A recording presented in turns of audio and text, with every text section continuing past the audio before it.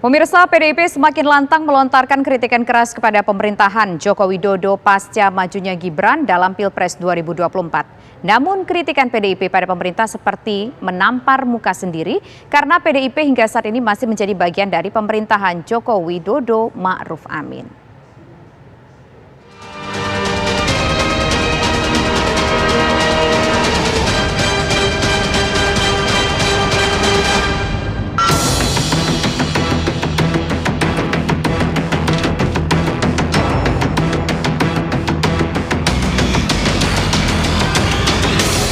Menegakkan hukum hak asasi manusia yang tadi dengan singlenya. Kalau skala 1 sampai 10 kira-kira. Ya dengan kasus ini jeblok. Jeblok kira-kira poinnya berapa? 1 sampai 10. 5.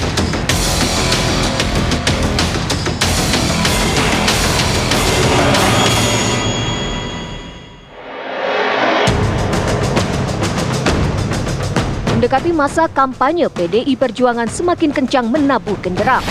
Mereka bertubi-tubi mengkritik pemerintahan Presiden Joko Widodo. Sejumlah kader PDIP termasuk ketua umumnya bergantian melontarkan narasi negatif.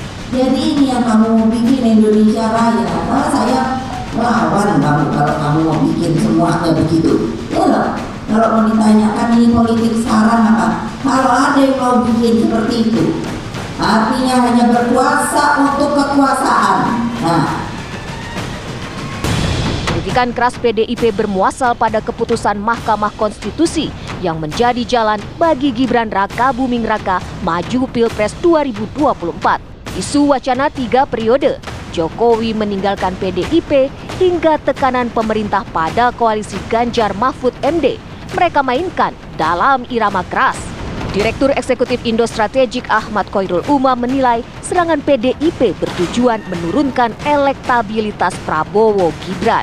Kritik ini saya pikir adalah sebuah upaya untuk mendelegitimasi kredibilitas pasangan Prabowo Gibran yang dianggap sebagai salah satu rival terberat Ganjar Mahfud, termasuk dari kubu Anies Baswedan dan juga Muhaimin Iskandar. Sedangkan pakar politik UNJ Ubedillah Badrun membaca sikap PDIP karena adanya dinamika di masyarakat. Ia bahkan memprediksi PDIP akan mundur dari pemerintahan. Jadi secara substantif mungkin PDIP menangkap keinginan rakyat sehingga kemudian PDIP berbalik memilih jalan oposisi meskipun dia berada dalam barisan kekuasaan. Itu secara substansi politik. Tapi secara formal politik ini yang menjadi persoalan karena PDIP berada di dalam barisan kekuasaan, tapi dia melakukan kritik yang tajam terhadap pemerintahan.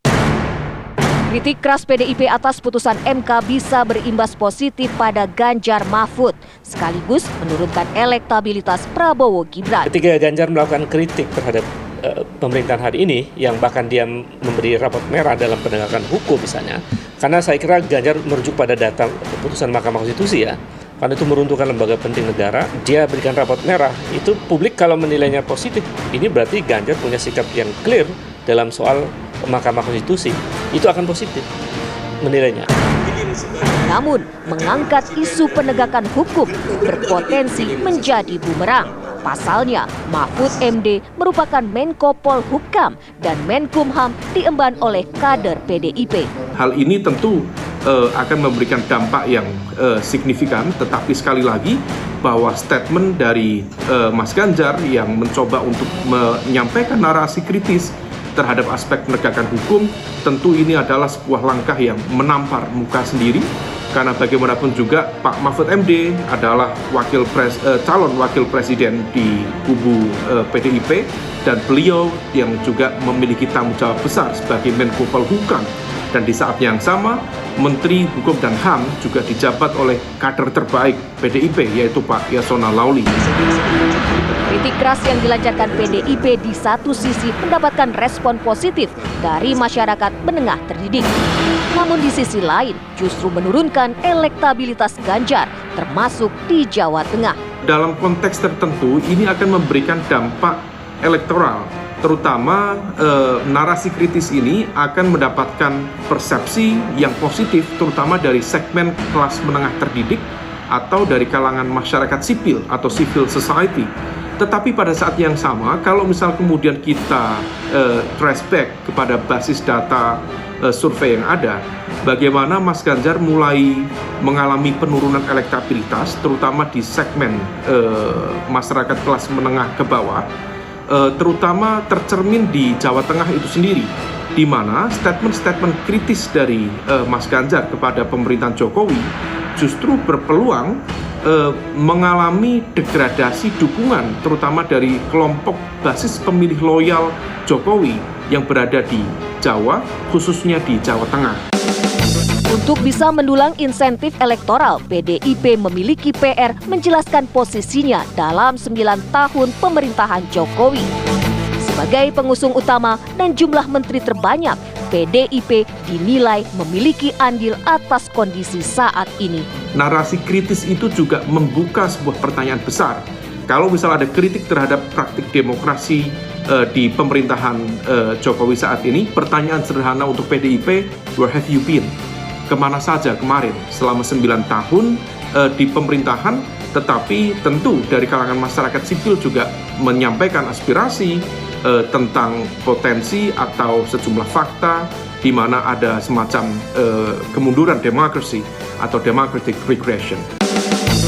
Posisi PDIP yang berdiri di dua kaki juga bisa memunculkan persepsi bahwa mereka tidak serius bersikap.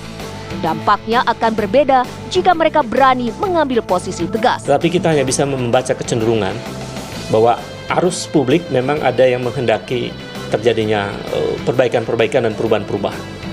Itu yang ditangkap oleh Ganjar, yang ditangkap oleh PDIP. Jadi memang PDIP merasakan momentum itu sehingga dia berbalik.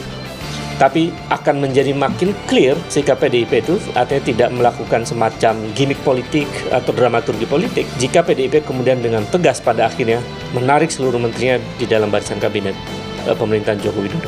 Saya kira itu. Sepanjang itu tidak dilakukan ya mungkin masih levelnya setengah gimmick, setengah serius.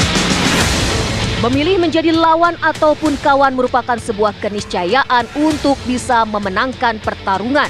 Tanpa positioning yang jelas, sebuah pukulan justru menjadi tamparan bagi muka sendiri.